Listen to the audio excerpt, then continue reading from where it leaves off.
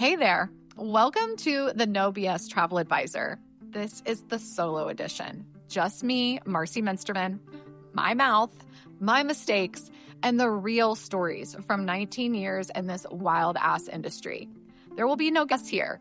No censorship, no filters, just the truth behind how I burned out, rebuilt, and finally learned to run this business like the CEO that I am. And if you're an independent advisor who suspects your host might suck, hates working for free, and appreciates a well-placed F-bomb, you're in the right damn place. So let's go. Hey. Welcome back to the No BS Travel Advisor podcast. I am your host, Marcie Muensterman, and I am just going to get real with you, as I always do right off the bat today. I am a little burnout. I'm actually a lot burnout right now. I am launching something new-ish. Do the Damn Air is being revamped. I have completely ripped apart the original version, and my team and I have been rebuilding it in a fresh, better, more badass way. I tend to go into full goblin mode when I'm working, and I've been working around the clock for the last few weeks, and I'm really pushing a deadline that I set for myself to get it written in stone, done, out to you. And I honestly have not been coming up for air, and I'm so proud of this course. It has truly been a labor of love.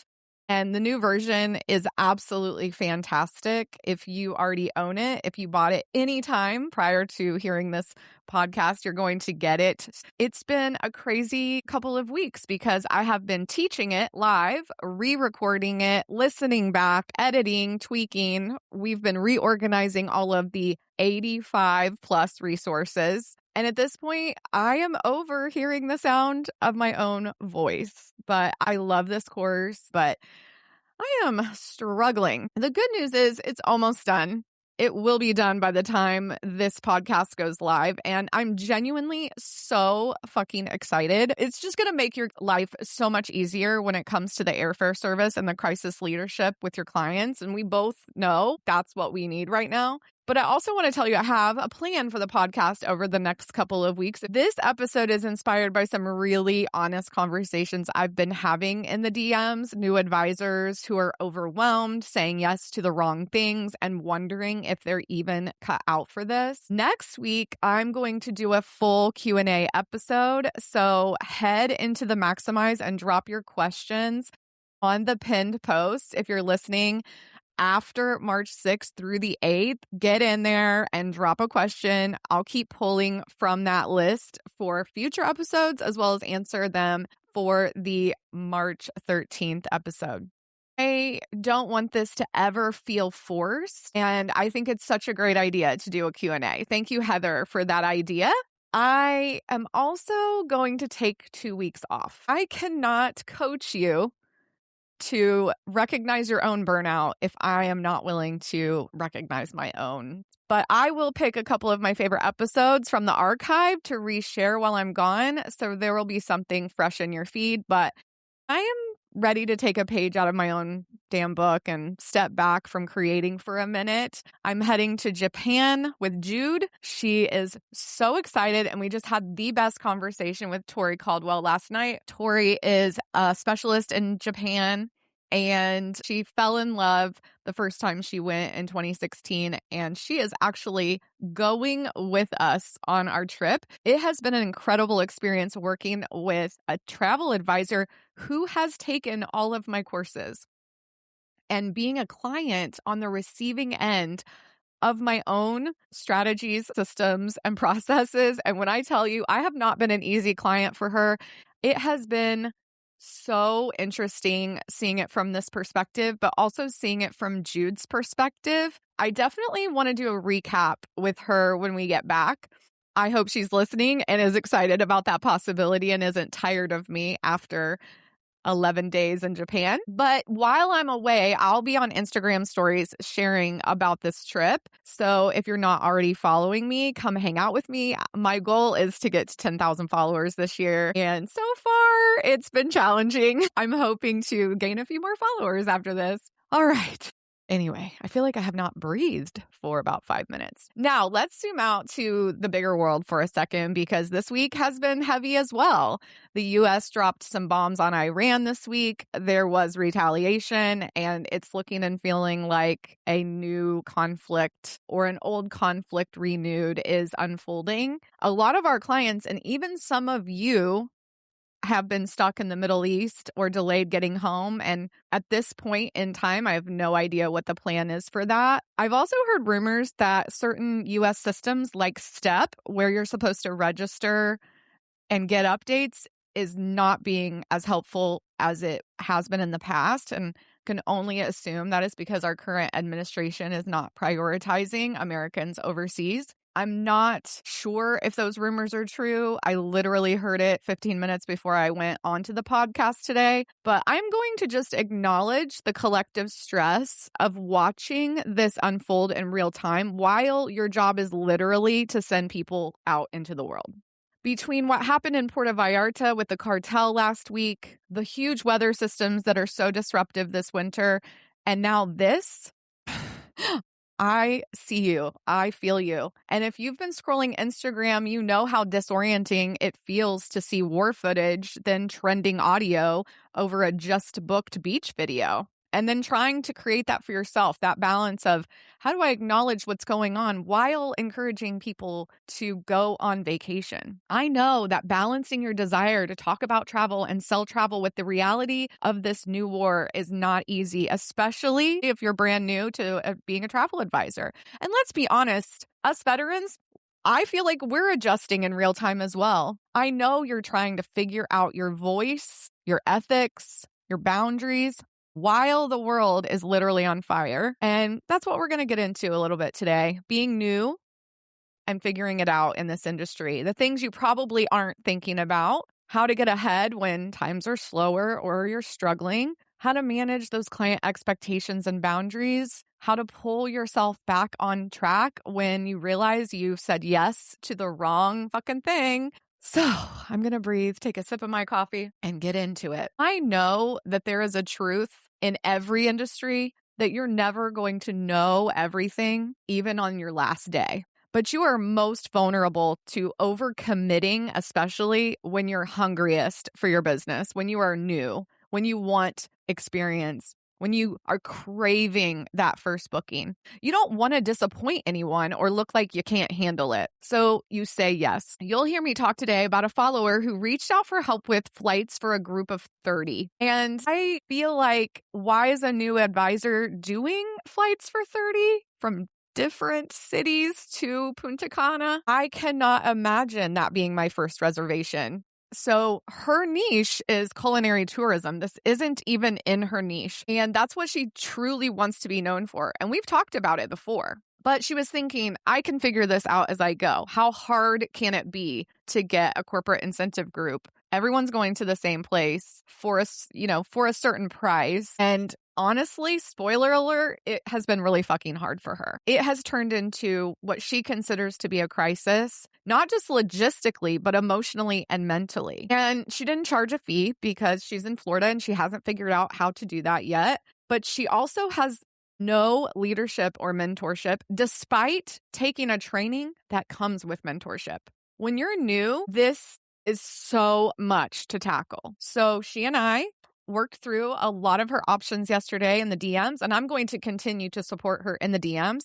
And no, I do not charge for that. I want to help her. I want her to succeed. But I also want to talk about the fact that she probably should have said no to this. And this is a hard lesson learned, but she's in it now. And I am happy to be in it with her, because there is no reason to do this job alone when you are new. And I know I talk a lot about big hosts and finding your people, and I know how challenging that can be. So if you're listening to this and you're new and you haven't found a mentor, if you haven't found a collective of advisors who will help you in the DMs, you need to find that before you tackle something huge like a 30-person group incentive trip or a destination wedding or a honeymoon that is 10 stops over 4 weeks. Because when you're new, you're probably not thinking about how many hours that project is really going to take you, How much extra brain bandwidth is required for complex flights, multiple gateways, high-stakes trips, detailed itineraries, and places you've never been? You probably aren't even sure if you have the right tools. You definitely don't have a system in place because it's your first time. And the backup support to pull it off is non-existent at this point. This can burn your business to the ground because it can deteriorate your confidence. It will bruise your ego when you make mistakes. And often advisors can't come back from that. We glamorize the big bookings and totally ignore the cost of getting it done. I want you to think about setting boundaries for yourself as a new travel advisor as early as possible. I want you to think about what you are truly able to do, especially if you have other obligations. We talk about this a lot on the podcast, but I don't know how serious you're taking it. If you are so excited to do this job, you want to take everything as it comes streaming in. And I want you to be successful, but I also want you to be careful, because when you take on something so big and you have no processes, no workflows in place, you are going to struggle,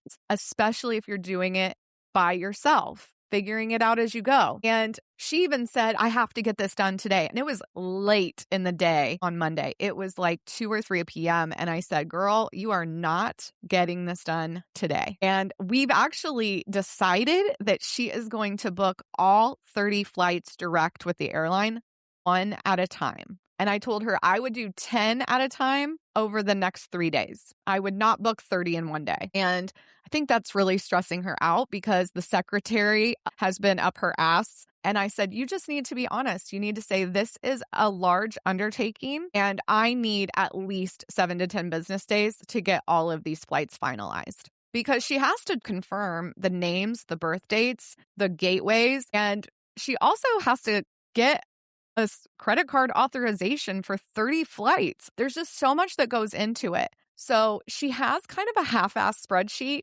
but it's not going to be enough. And we are working through it.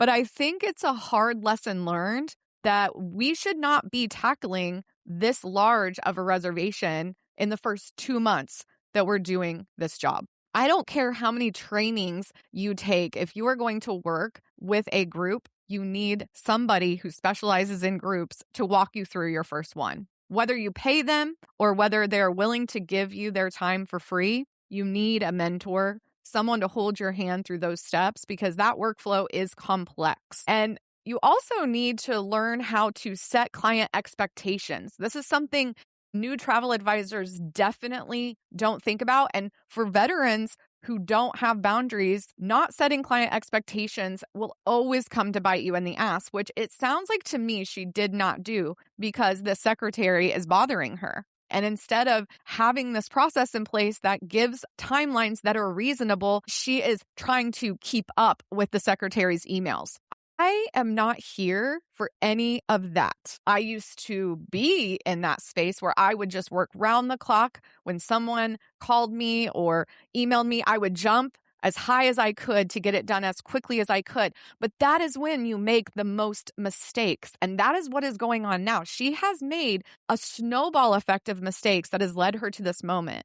We're going to clean it up. We're going to get it done. But it could leave her wrecked. And I do not want that for her. She has to learn how to set expectations and boundaries, because if you don't, then this is how things play out. Not for everyone. Like if you're just doing something simple for a family or friend, they're going to be more patient than if you take on an entire ass incentive group or a destination wedding or a bucket list trip that cannot go wrong in those clients' minds. I think one of the things that new advisors really don't do well is they don't know what they're doing, so they don't know how to explain it to people. They often don't have a niche and don't want to set one. They don't have office hours because they want to do this job every extra second that they have. And they don't want you to wait, so they answer super fast. And guys, 24/7 is not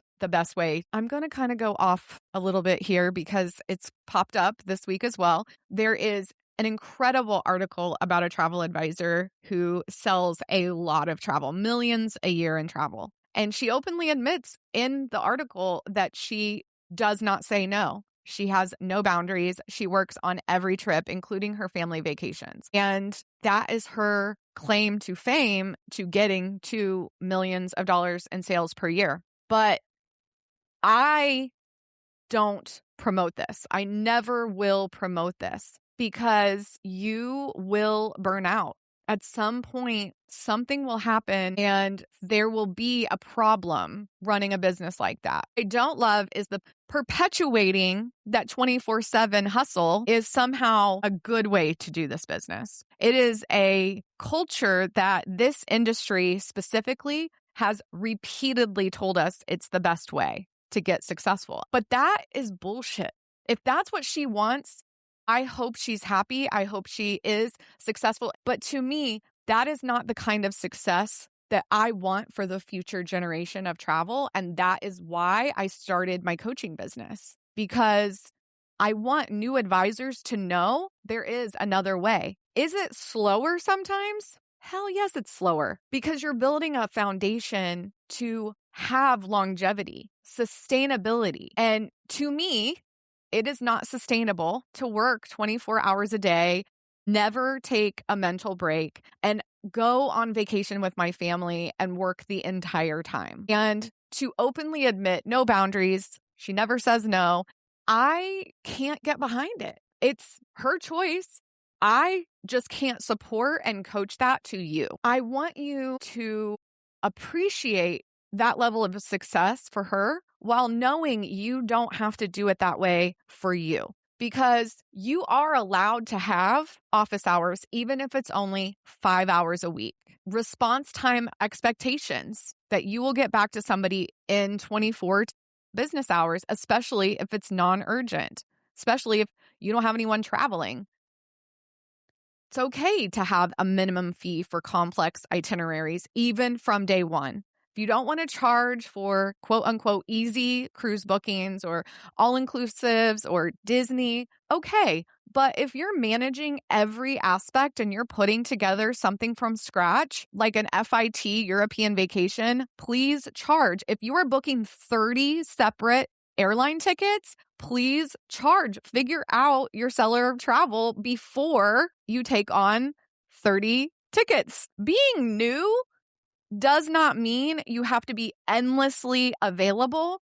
It means you have to be extra clear because you don't have all of these years of experience to fall back on. You are learning how to do it while you are doing it.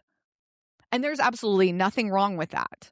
But you are allowed to say, I am not comfortable taking this reservation on, especially alone. It just needs to be clear. It's not to say you can't do everything. It's that you do need that support. And on that note, I want to talk about the fact that I always promote large hosts. I do. I also get zero kickbacks from the hosts that I recommend. I typically recommend World Via, Nexion, and TPI. However, I also am starting to realize I have created a gap between myself, for sure, and the smaller mid-size agency owners. And so many of you still support me. You still encourage your advisors to come listen and get advice from me. And I've realized literally just in the last 2 months how special you are. And I know I have created so much content saying that agents should consider the large host over the small agency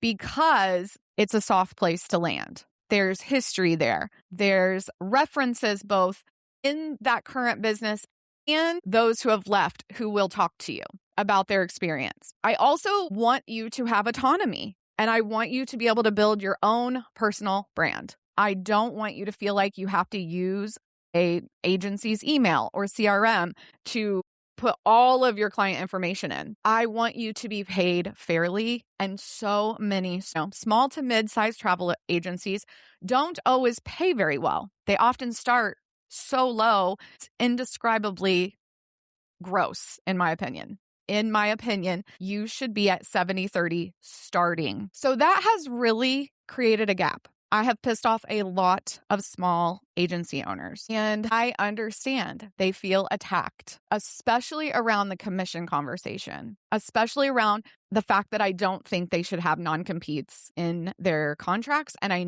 don't want you signing non-competes. But I'm also a realist in that not every agent wants to be in a large host company. And speaking with this agent this week really helped open my eyes, because she is with a large host and she is really struggling. And I want to acknowledge that. I'm not going to be perfect all the time, but one thing I do and do very well is self-evaluate. I try to be very self-aware. And one of the reasons I have struggled with small to mid-size agencies is because of the stories you all come and tell me. And I don't hear very many negatives about the larger host companies because they do offer so much training, and so many of them have mentorship programs now. And I genuinely believe that you should be fully autonomous as a 1099. But recently, I've been also having conversations with agency owners who are willing to talk to me about the messaging, because I think if I'm not talking about you, if you're not breaking these 1099 rules, you're going to understand my content. You're not going to feel alienated by it because I'm not talking about you as a travel agency owner. But I also am realistic and understand that it could definitely hurt your feelings. It could piss you off. You could be laying in bed listening, going, stop saying that. I am not like that. But also, you may be standing up for me in rooms I am not in, and I don't even know it until somebody tells me. And that also happened this week. It's overwhelming to have to look in the mirror and say, Marcie, you have fucked some of this up. And I'm not going to quit talking about shit agency owners. It's not going to happen. But I am going to try to keep an open mind, because that is what I ask you guys to do, about how to pivot and move forward and close the gap. And I know I'm never going to be able to roll back my content. It's out there. It's definitely how I feel about small agency owners and mid-sized agency owners who take advantage, in my opinion, of newer advisors and underpay and lock them into non-competes and bully them in the group chat, because I've seen it. I see it all the fucking time, which is why I'm so jaded to the business model. But I'm not so ridiculous that I can't also realize that you can't have the business you desire exactly like everyone else or in one specific way. I am not delusional enough to believe that. I believe there is a right home for every new advisor. So check out my IG from this week. It is about collaborating with small to mid-sized agencies and trying to close that gap. And I don't have an ulterior motive. My motive is always to help the IC. I do think this could also help small and mid-sized agencies find quality ICs, but my goal is to help the IC with the potential opportunity to find the right agency for them. And of course, my haters are hating. They are making fun of this. They are saying that there is an ulterior motive. I genuinely have been talking to several agency owners, but one specifically who suggested that I have like a host panel, like a small travel agency host panel. And it actually kind of pissed me off. I was like, that's not my job. Like, agency owners need to take responsibility for their own bullshit. They need to recognize through the content that I already create where there are issues in their own businesses. Because so many small agency and mid-sized agency owners come from shitty places and then perpetuate shitty policies. Like, that's on them to figure it out. And literally within a week of having this conversation with her, I realized I'm not any better than them if I'm not open-minded to realizing that you all need options. And so many of you have asked me for recommendations for small to mid-sized agencies, and I refuse to give them because I'm uncomfortable with it. I don't know who these people are. I don't know what their policies are. And I am very uncomfortable recommending anything that I don't know anything about. And that would be the argument from the people who dislike my messaging is Marcie doesn't know me. How can she know if I suck? But I just know that certain policies suck. So if the shoe fits, then the shoe fits. Like, that's not on me. I don't name names. I would never allow the level of bashing that is happening about me in my own spaces. I would never allow a mad IC to come in and drop names and bitch and moan. I don't allow that at all. Zero. Because I know there are so many sides to every story. But I do encourage that agent usually to leave, because why the fuck would you stay somewhere if you don't like it there? And why would agency owners want them to stay there? So that's another thing I think new advisors don't realize is all these options you do have, and it can be so overwhelming to find them. So I'm going to figure that resource out very soon. It's like a Q3 project, but it's something that is coming for you because ICs need this, and I need to realize that big hosts aren't for everybody. And I'm not embarrassed to pivot. I'm not embarrassed to say, hey, I need to stop painting with that broad brush. And for those who cannot stand me, still going to talk about shitty splits, still going to lecture on non-competes, still assuming that this is what is wrong with our industry, because it is. And there's nothing wrong with me discussing it. But alienating good agency owners was never the goal. That was never what I wanted to do. It was a casualty of the content is the best way I can describe it. And I am going to shift. I also believe in personal growth. I believe in becoming more self-aware of the reasons that I do this. And I know it's because the advisors who come to me are coming from those places. And I personally have been with 2 small agencies, and they just have a lot of fucking flaws. But I also believe there is space for everybody. I can't say go have the business you want if I completely alienate an entire business model. But if you are a shitty agency owner and you're listening to this, I don't give a shit what you think about me. I don't give a shit if you think I am hypocritical. I don't. It doesn't matter to me what you think. You're not my aligned client. But I am here to meet agency owners who want to do right by ICs where they are. So that's where I'm going next. And I want to collaborate with small and mid-sized agency owners who are willing to lay it all out and add it to the spreadsheet and make an easy to read resource for ICs so they can find the right small to mid-size agency for them if the large agency model is not the best choice for them. Because I realize new advisors, they have all kinds of issues, and some of them absolutely need something smaller. I just want to be able to trust the people on the list. I don't want to be held liable for that recommendation, and I struggle with this process of growth and learning and just having to admit that I'm part of the problem. And that is something that I hope we can get through together.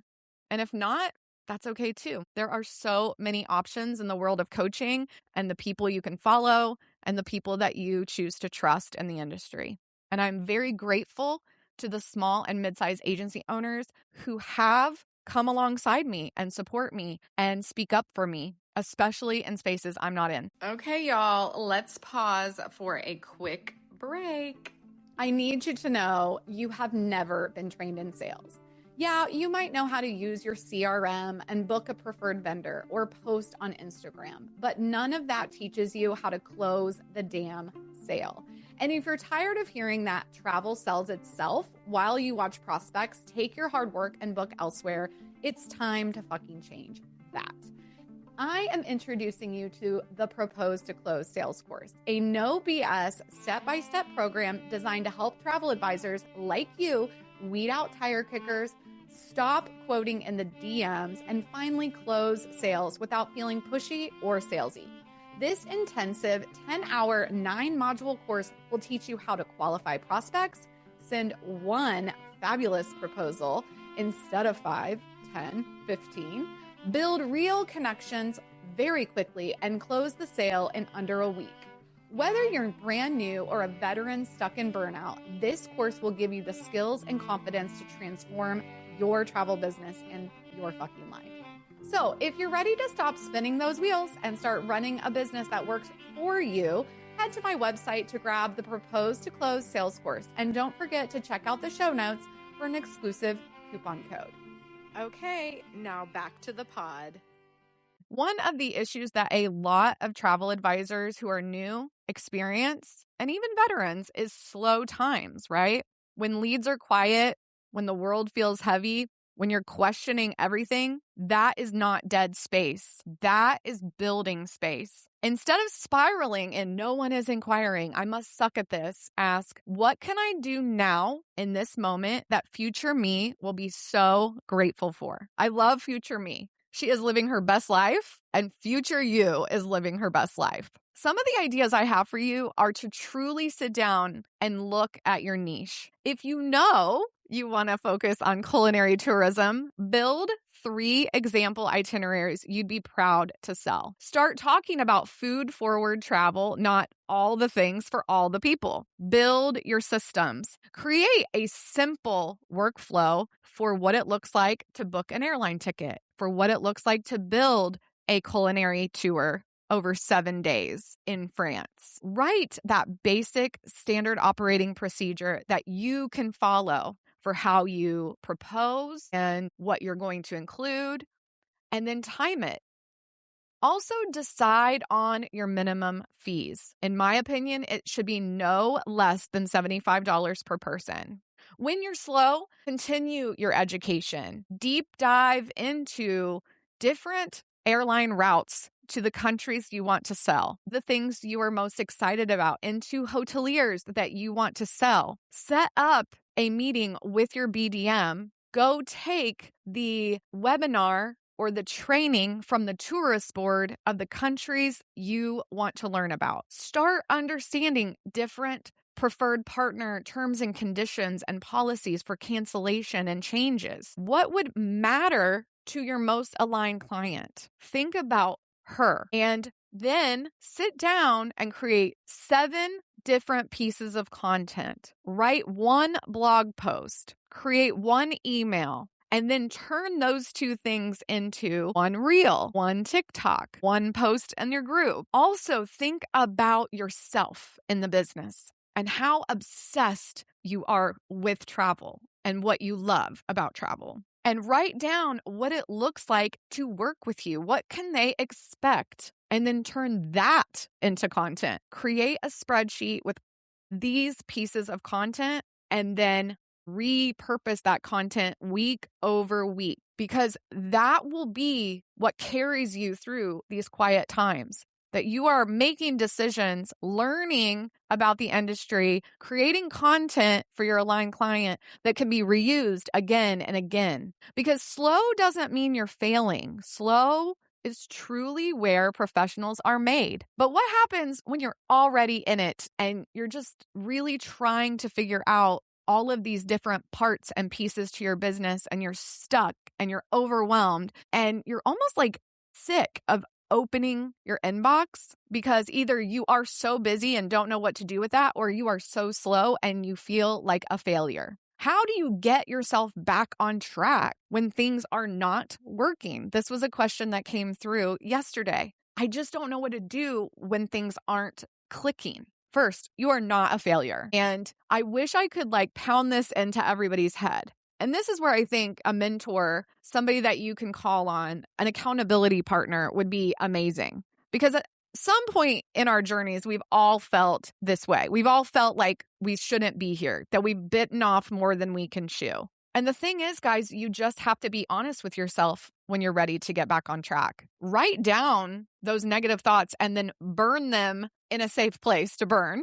But also write down the things you've done well. We have to acknowledge the things we have done well. If you finished a training that you purchased, if you met with a BDM in the last month, if you closed a vacation that you didn't know you could close, if you've managed to get your inbox to 0 somehow, those are all successes. You have to be looking deeper at the little successes in our business. You also have to redefine your yes to get back on track. From now on, before you take something on, say yes to a FAM, a conference, a new reservation, a group booking that you have no business doing. Ask, does this align with where I am in the business as a new TA. Is this in my niche that I want to be focused on? Because I'll be committed to this for X amount of months. Is this the kind of work I want to be doing a year from now? Do I have the tools, support, and time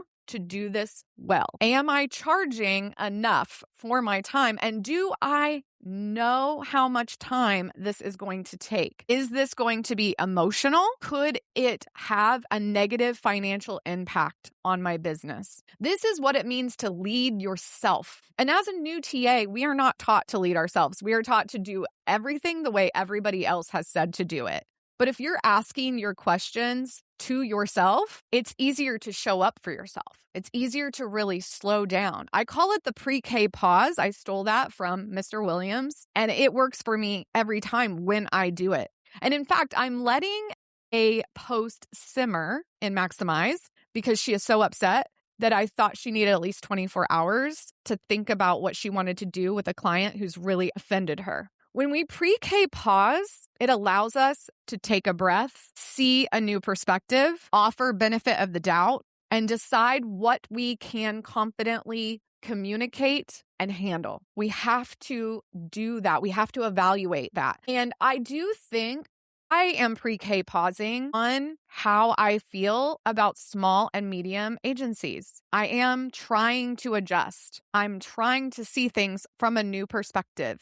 It's not easy because I do have deep-seated beliefs that this business model is not always good for a travel agent, especially a new one. But there is always room to grow and learn. So you have to take a beat, evaluate your own shit, look at it from another perspective, and then decide if it's right for you to shift your energy, shift your content, shift your mindset. And that's what you need to be doing as a new TA. As you navigate these systems and processes and niches and all the flood of information as it comes in, pre-K pause. If you need to adjust, even if it means admitting you made a mistake. It's okay to slow down, ask for help.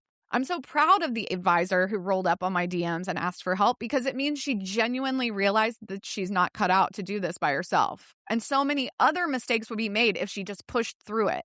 I do think focusing on smaller trips in the early days is something nobody really tells you should do because they assume that you do know what is going on. And it's so weird because most of us have no fucking clue what's going on in the early days of this business. But I do think those smaller trips, not smaller necessarily in the cost of the trip, but just less people, focusing on smaller families, focusing on couples, can build confidence in systems without all this panic. She is panicking, and it is so heartbreaking to watch. I think, too, realizing, hey, I need a mentor. I need somebody to walk me through this is a huge opportunity for her. What I want you to know about being new is you are always allowed to pivot in this business. You're allowed to change your mind. You're allowed to admit when you're wrong, but you are also not allowed to bullshit yourself. And the only way you can do those things is by realizing that you might be in over your head. You're allowed